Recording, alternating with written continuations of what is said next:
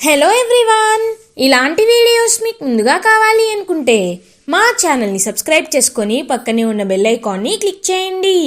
Upcoming రివ్యూలోకి వెళ్ళిపోదాం. Episode start అవ్వగానే కావ్య అపర్ణాదేవి రూమ్కి వచ్చి, అత్తయ్య గారు, ఈ బరువుని నేను మోయలేకపోతున్నాను, ఈ తాళాలని మీరే తీసుకోండి, ఇవాటి నుండి మీరే మొత్తం మేనేజ్ చేయండి అని చెప్పి అక్కడి నుండి వెళ్ళిపోబోతూ ఉంటుంది కావ్య. చూడు కావ్య, ఇది తాతగారు నీపై పెట్టిన బాధ్యత, ఈ బాధ్యతని నువ్వే మోయాలి. ఇప్పుడు నీకు కొత్త కాబట్టి నీకిది బరువులా అనిపిస్తుంది. డబ్బుల విషయంలో నువ్వే అన్నిటినీ జాగ్రత్తగా చూసుకోవాలని తాతయ్య గారు, మీ అమ్మమ్మ గారు కోరుకుంటున్నారు అని చెప్తారు అపర్ణాదేవి.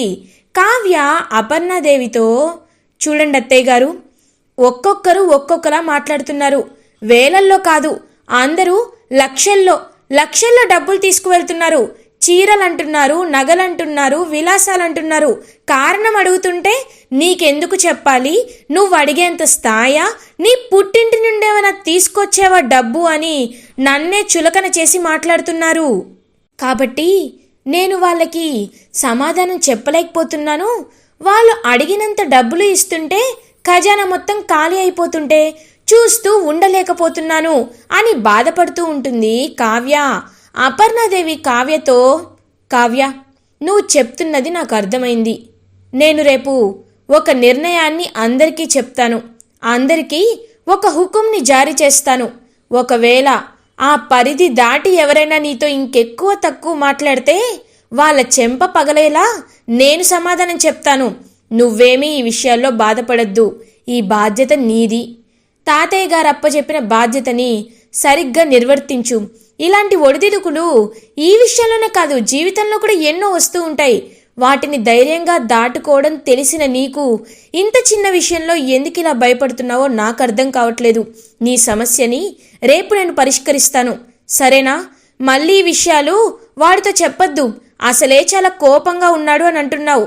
ఈ విషయాలు చెప్తే ఇంకా కోప్పడతాడు, సరేనా అని కావ్యకి ధైర్యం చెప్పి పంపించేస్తారు అపర్ణాదేవి. కావ్య పాపం అలా ఆలోచనలో పడుతుంది. ఇది ఇలా ఉండగా మార్నింగ్ అవుతుంది. దుగ్గిరాల ఇంటికి బ్యాంకు నుంచి 2 ఆఫీసర్స్ రీచ్ అవుతారు.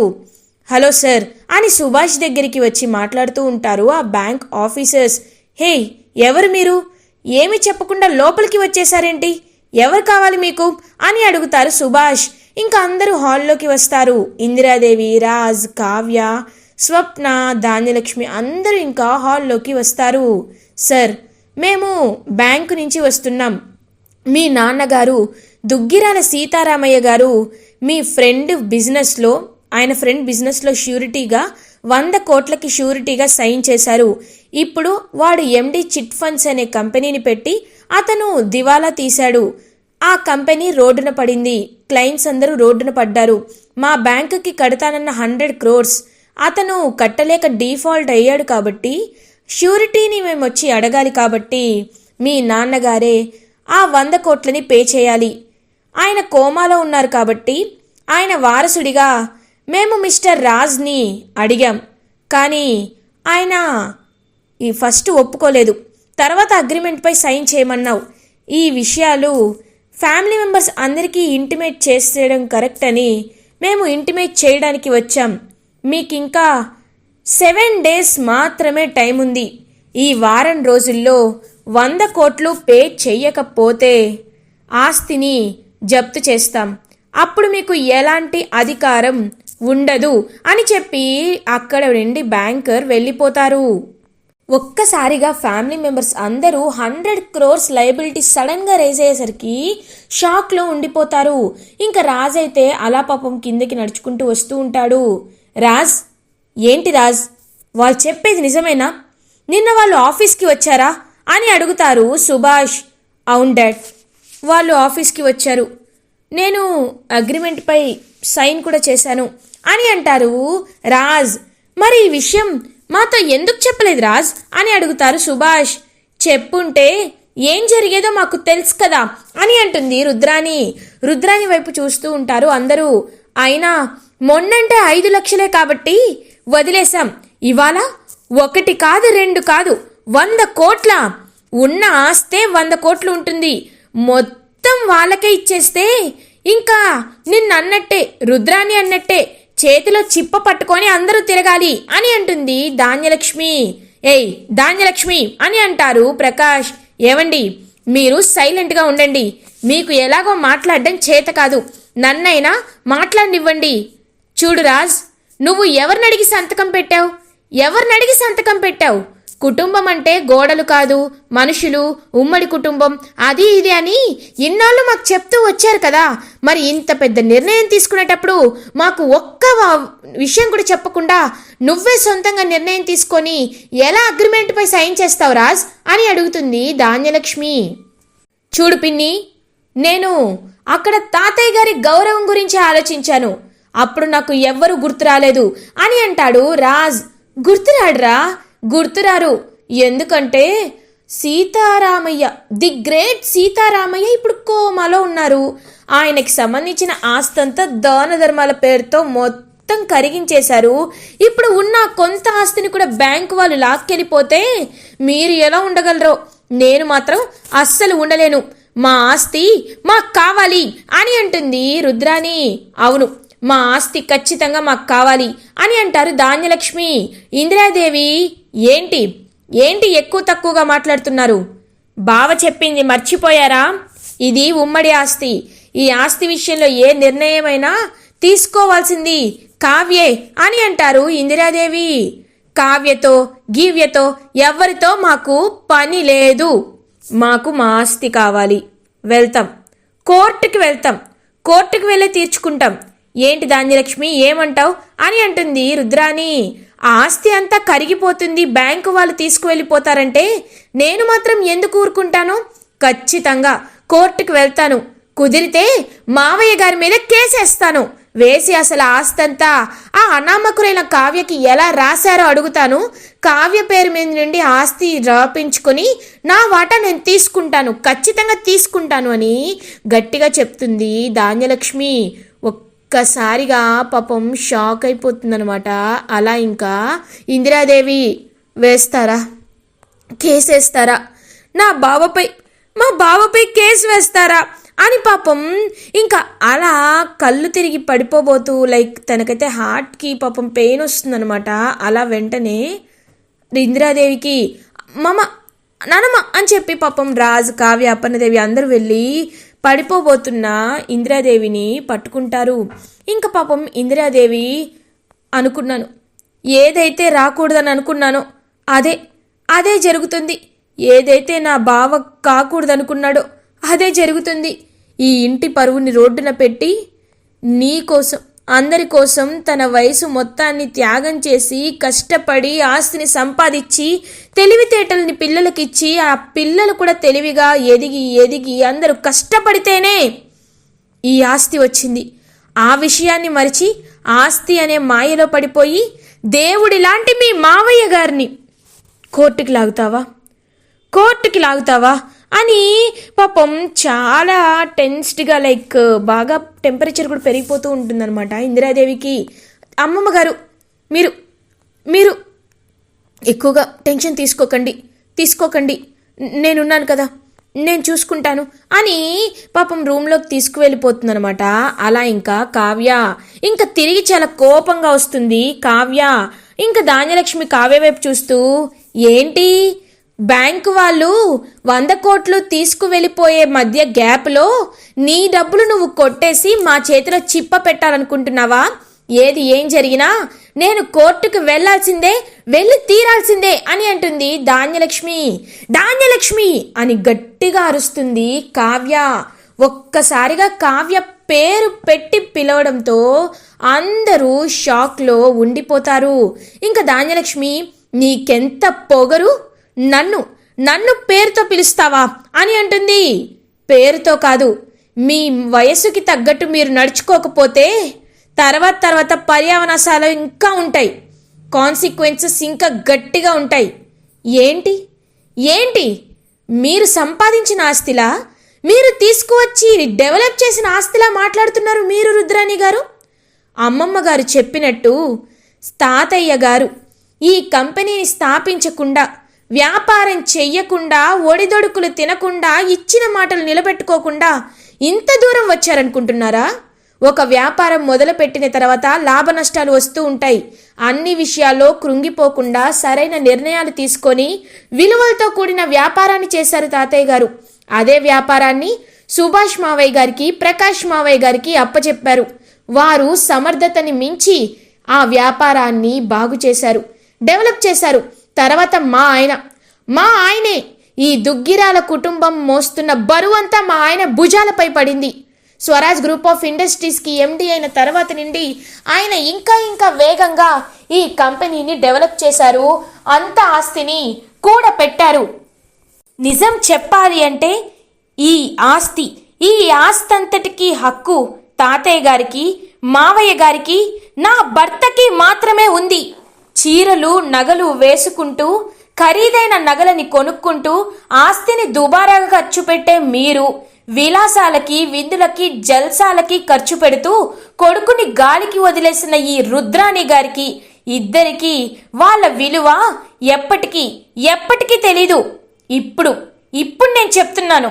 అణిగి మణిగి ఉంటే మీకు నేను లోకువైపోయాను కదా, చులకనైపోయాను కదా.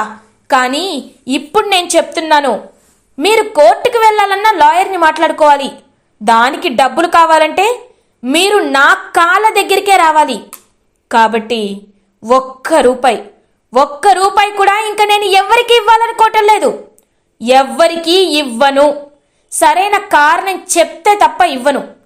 మీరు ఏం చేసుకుంటారో చేసుకోండి. తాతయ్య గారు కోమా నుండి తిరిగి వచ్చేంత వరకు ఈ ఆస్తిలో చిల్లి గవ్వ కూడా ఎవరికి దక్కనివ్వను అని చెప్పి అలా ఇంకా అక్కడి నుండి వెళ్ళిపోతుంది కావ్య. ఒక్కసారిగా కావ్య అలా మాట్లాడేసరికి కళ్ళు తిరిగి పడిపోతుందనమాట రుద్రాణి. మమ్మీ అని రుద్రాణిని పట్టుకుంటాడు రాహుల్. మీ మమ్మీని పట్టుకోవడానికి నువ్వొక్కడివే మిగులుతావు, జాగ్రత్తగా చూసుకో. ఏంటి అత్త, మా చెల్లిచ్చిన కోటింగ్కి కళ్ళు తిరిగాయా? ఎప్పుడూ నిద్రపోతున్న సింహాన్ని లేపద్దు అని సామెతల్లో విన్నాను. కానీ మీరు జూలుతో హ్యాపీగా డ్యాన్స్ వేస్తూ వెంట్రుకలు పీకి మరీ లేపారు. ఇప్పుడు చూడండి మా కావ్య మీతో ఎలా ఆడుకుంటుందో అని ఇంకా అలా అక్కడి నుండి వెళ్ళిపోతుంది స్వప్న. ఇంకా ధాన్యలక్ష్మి కూడా అలా చాలా కోపంగా, ఇరిటేటింగ్గా లోపలికి వెళ్ళిపోతుంది. ఇది ఇలా ఉండగా కావ్య రాజ్ దగ్గరికి వస్తుంది. రాజ్ చాలా బాధపడుతూ ఇంక రూమ్లో అయితే ఆలోచిస్తూ చాలా అంటే చాలా బాధపడుతూ ఉంటారు. ఏవండి అని రాజ్ దగ్గరికి వెళ్తుంది కావ్య. కళావతి, నువ్వు తీసుకున్న నిర్ణయం సరైనదే, కానీ ఈ వారం రోజుల్లో 100 కోట్లు ఎలా కట్టాలో నాకు అర్థం కావటం లేదు. నీకు ఈ విషయం చెప్పాలా వద్దా అని ఆలోచించాను కానీ అని అంటాడు పాపం రాజ్. చూడండి, మీరు ఈ విషయం చెప్పలేక ఎంత సతమత పడ్డారో, ఎంత మానసిక వేదనకి గురయ్యారో నాకు అర్థమవుతుంది.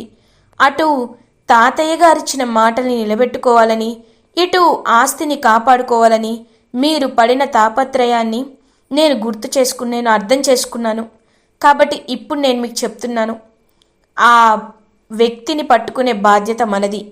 ఆ నందగోపాల్ని ఖచ్చితంగా పరారీలో ఉన్నవాణ్ణి ఎలా అయినా ఈ దేశం గాలించైనా మనం వారం రోజుల్లో వాణ్ణి ముందుకి తీసుకువద్దాం అని అంటుంది కావ్య. కానీ ఎలా కళావతి, వాడు ఫారెన్ వెళ్ళిపోయాడంట అని అంటారు రాజ్. ఏంటి, ఫారెన్ వెళ్ళిపోయాడా? ఒకటి చెప్పండి, ఎస్ఐ గారితో మీరు మాట్లాడానని చెప్పారు కదా, మరి ఎస్ఐ గారు అతనిపై కేసు నమోదు చేశాడా అని అడుగుతారు కావ్య. ఎందుకు చేయలేదు? చేశారు. వాడిపై ఒకటి కాదు చాలా కేసులు ఉన్నాయి కళావతి అని అంటాడు రాజ్. అన్ని కేసులు ఉన్నవాడు దేశం దాటి బయటకు వెళ్తుంటే చాలా ఈజీగా కనిపెట్టేయచ్చు. ఏవండి, మీకు ఎయిర్ ఫోర్స్ క్యాబిన్లో ఎవరైనా తెలిసిన వాళ్ళు ఉన్నారా? వాళ్ళకు ఫోన్ చేసి వాడి పేరు చెప్పి ఈ 2 monthsలో 1 month ఇవాళ వెళ్ళాడని చెప్పాడు కాబట్టి ఈ 2 daysలో ఆ పేరుతో ఎవరైనా వెళ్ళారేమో కనుక్కోండి అని అంటుంది కావ్య. సరే అని ఇంకా తనకి తెలిసిన ఫ్రెండ్స్ని కనుక్కుంటాడనమాట రాజ్. లేదు రాజ్, ఆ పేరుతో ఇక్కడ ఎలాంటి నేమ్ ఎంటర్ అవ్వలేదు అని చెప్తారు. లేదంటే కళావతి, ఆ పేరుతో గత 10 డేస్ నుండి ఎవరు వెళ్ళలేదంట అని అంటారు. సో మీకు అర్థమైందేంటి? వాడు ఇక్కడే ఉన్నాడు. నువ్వు చెప్పింది కరెక్టే. ఖచ్చితంగా వాడికి ఏదో ఒక విధంగా వాడు ఇక్కడే ఉండుంటాడు. కానీ వాడు ఎక్కడున్నాడో ఎలా ఎలా తెలుసుకునేది అని రాజు ఆలోచిస్తూ ఉంటాడు. అప్పుడే కావ్యకి ఏవండి అప్పు అని అంటుంది. ఏంటి అప్పునా అని అంటారు. అవునండి, అప్పు పోలీస్ ట్రైనింగ్ తీసుకోవడానికి వెళ్ళింది కదా, దానికి ఇలాంటి విషయాలు అడిగితే అది సమాధానం చెప్పగలదు. నేను ఇప్పుడే అప్పుకి ఫోన్ చేస్తాను అని ఇంకా అప్పుకి కాల్ చేస్తుందనమాట. అలా కావ్య, హలో అక్క, ఎలా ఉన్నావు అక్క, బాగున్నావా అని అడుగుతుంది. నేను బాగున్నానే, నువ్వెలా ఉన్నావు అని అడుగుతుంది పాపం కావ్య.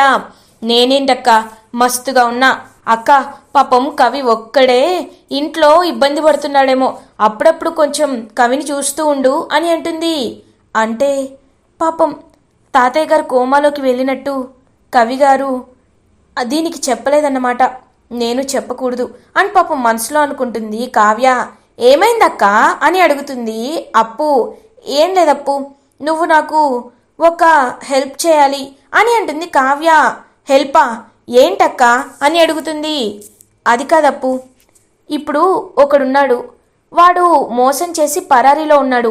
వాడు ఫారెన్ వెళ్ళాడు అని వాళ్ళ సెక్యూరిటీ చెప్పారు. కానీ వాడు ఫారెన్ వెళ్ళలేదని మేము ఎయిర్పోర్ట్స్లో స్టాఫ్కి కాల్ చేసి కనుక్కున్నాం. వాడు సిటీలోనే ఉన్నాడు, కానీ ఎక్కడ ఉండి ఉంటాడని నువ్వు అనుకుంటున్నావు, లైక్ ఎలా మేము తెలుసుకోవాలి అని అడుగుతుంది కావ్య. అక్క, నువ్వు చెప్పిన దాన్ని బట్టి వాడు ఖచ్చితంగా ఆ సిటీలోనే ఉండి ఉంటాడు. వాడు లాస్ట్ ఎవరో ఇన్ఫర్మేషన్ ఇస్తేనే అక్కడి నుండి వెళ్ళిపోయి ఉంటాడు. కాబట్టి వాడి కాల్స్ని ట్రేస్ చేసి సిగ్నల్ ఎక్కడైతే లాస్ట్ ఎండ్ అయిందో ఆ టవర్స్ బేస్ చేసుకొని అక్కడ ఉన్న ఏదైనా ఎవరికి కనపడని ఇంట్లో వాడు దాక్కుని ఉంటాడక్క.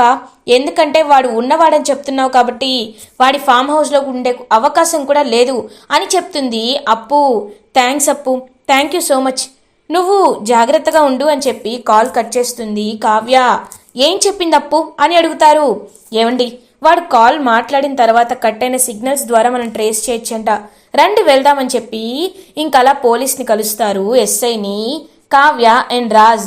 ఇంకా ఎస్ఐ అయితే ఆ కాల్ షీట్ డేటా మొత్తం తీపిస్తారు. తీపించి వీడి లాస్ట్ కాల్ ఈ ఏరియాలో నమోదైంది అని చెప్పి చెప్తారు. ఖచ్చితంగా వాడు ఆ ఏరియాలో లేడు కాబట్టి వాడికి దగ్గరలో వాడికి తెలిసిన వాళ్ళ ఇంట్లోనే ఉండే అవకాశం ఉంది. ఎందుకంటే వాడిపై ఇప్పటికే నిఘా ఉంది కాబట్టి వాడు ఏ ఫామ్ హౌస్లో గెస్ట్ హౌస్లో ఉండే అవకాశం ఉండదు. వాడి రిలేటివ్స్ ఫ్రెండ్స్ ఇంట్లో వెతకాలని చెప్పి ఇంకా రాజ్, కావ్య, ఎస్ఐ అందరూ వెతుకుతూ ఉంటారు. ఇది ఇలా ఉండగా ఇందిరాదేవి దగ్గరికి వస్తారనమాట. అలా ఇంకా అపర్ణాదేవి, అత్తయ్య గారు ఇప్పుడు మీ ఆరోగ్యం ఎలా ఉంది అని అడుగుతారు.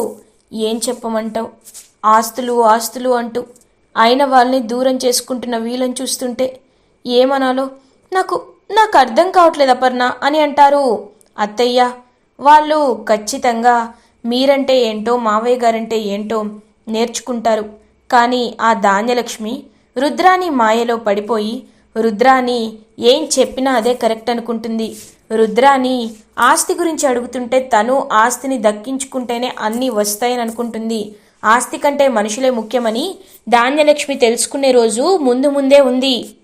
ఖచ్చితంగా ఆ రోజు వస్తే ధాన్యలక్ష్మి పశ్చాత్తాప పడడంలో ఆలోచించదు అని చెప్పి పాపం బాధపడుతూ ఉంటారు ఇందిరాదేవి. ఇది ఇలా ఉండగా రాజ్, కావ్య ఇంకా అలా వెతుకుతూ ఉంటే కరెక్ట్గా రాజ్కి అయితే కార్ కనబడుతుంది. ఈ కార్ నంబర్ వాడిదే, రా వెళ్దామని చెప్పి డైరెక్ట్గా వెళ్తూ ఉంటారు. ఏమండి, ఇలా డైరెక్ట్గా వెళ్తే వాడి దగ్గర ఏ గన్నో ఏదో ఉండొచ్చు, అందుకే దొంగతనంగా వెళ్ళి దెబ్బ తీయాలి, మీరు ఆగండి అని చెప్పి ఇంకా అలా బ్యాక్ డోర్ నుండి వెళ్తూ ఇంకా ఆ నందగోపాల్ ఇంటికైతే రీచ్ అవుతారు. ఆ నందగోపాల్ డ్రింక్ చేస్తూ, ఇప్పుడు వాళ్ళని ఎలా పట్టుకుంటారో చూస్తాను, నేను నా ఫామ్ హౌస్లో కాకుండా ఇక్కడ ఉంటానని వాళ్ళు అస్సలు ఎక్స్పెక్ట్ చేయరు అని డ్రింక్ చేస్తూ ఉంటాడు. ఇంకా వెంటనే కావ్య అయితే వెనకాల నుండి వచ్చి అతనికి టవల్తో కట్టేస్తుంది. ఇంకా రాజు కూడా ముందుకు వచ్చి, రేయ్ మోసం చేస్తావా, మమ్మల్ని మోసం చేస్తావా అని చెప్పి పటాపటా కొడుతూ ఉంటాడు రాజ్. ఇంకప్పుడే ఎస్ఐ వాళ్ళు అక్కడికి వస్తారు. నందగోపాల్ని అరెస్ట్ చేసి తీసుకువెళ్తూ ఉంటారు. రేయ్, మీరు నన్ను అరెస్ట్ చేయించారు కదా, ఖచ్చితంగా మీపై పగ తీర్చుకుంటా అని అంటాడు ఆ నందగోపాల్. రేయ్, ఇలాంటివి చాలా విన్నాం కానీ వెళ్ళు వెళ్ళు అని చెప్పి అలా పంపించేస్తూ ఉంటారు. ఇంకా రాజు అయితే కావ్య దగ్గరికి వచ్చి, కళావతి, ఈ ప్రాబ్లంని నువ్వు సాల్వ్ చేసావు, thank you so much Kalavathi అని అంటాడు రాజ్. ఏమండి, ఇది మన కుటుంబం, తాతయ్య గారి మాట నిలబెట్టుకోవడానికి మీరు మాత్రమే కాదు, నేను కూడా ఎప్పుడు సిద్ధంగానే ఉంటాను అని అంటుంది కావ్య. ఇంకా రాజ్ కావ్య వైపు అలా అభిమానంగా చూస్తూ ఉంటాడు. అలా రాజ్ కావ్య ఇద్దరు ఇంటికి రీచ్ అయ్యి, అమ్మమ్మా అమ్మమ్మ, అందరూ రండి అని చెప్పి ఇంకా అలా పాపం వాళ్ళ అమ్మమ్మని కూడా తీసుకొస్తారనమాట రాజ్. ఇంకా ఇందిరాదేవి, ఏమైంది రాజ్ అని అడుగుతారు. నాన్నమ్మ, కళావతి వల్ల ఇవాళ పెద్ద ప్రాబ్లం సాల్వ్ అయిపోయింది తెలుసా.